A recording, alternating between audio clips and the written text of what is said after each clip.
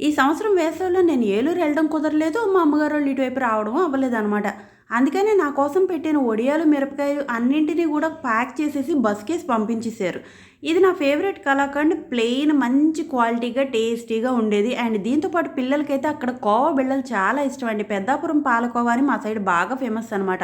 ఇంక ఈ కోవా బిళ్ళలతో పాటు మన మంచి కాకినాడ కాజాలు, జీడిపప్పు అచ్చులు అనమాట. వీటితో పాటు మా అమ్మగారు ఇంట్లో పెట్టిన మంచి అల్లం నిల్వ పచ్చడి అసలు కారం కారంగా వేసుకుని తింటే సూపర్ ఉందిలేండి. పిల్లల కోసం కరేపాకు పొడిను, మునగాకు పొడి కూడా చేసి పంపించేశారు. వేడి అన్నంలో కొంచెం నెయ్యి, ఈ పొడి వేసుకుని తింటే సూపర్ ఉంటుంది. ఇంక ఇవైతే కనుక మినపొడియాలు, అల్లం, జీలకర్ర ఇవన్నీ వేసి పెట్టినవి ఇవి. ఈ తెల్లవైతే కనుక ఉత్తి ప్లెయిన్ అనమాట. వీటిని మనం ఏపుకొని తినొచ్చు, కూర కూడా వండుకోవచ్చు. అదేనండి పులుసు అనమాట. ఇంక మజ్జిగలో మిరపకాయలు అయితే ఎక్కడ ప్యాక్ చేస్తే ఇరిగిపోతాయో అని ఆ డబ్బాతో సహా పంపించేశారు. పెరుగు బకెట్లో వేసి మరీని. గుమ్మడొడియాలు నేను బయట ఎక్కడ తిన్నా కూడా ఆ ముక్కలే ఎక్కువగా ఉంటాయి. అసలు నోట్లో పెట్టబుద్ది అవ్వదు. మా అమ్మగారు అయితే మంచిగా ఈక్వల్గా చేసి పెడతారనమాట. సూపర్గా ఉంటాయిలేండి.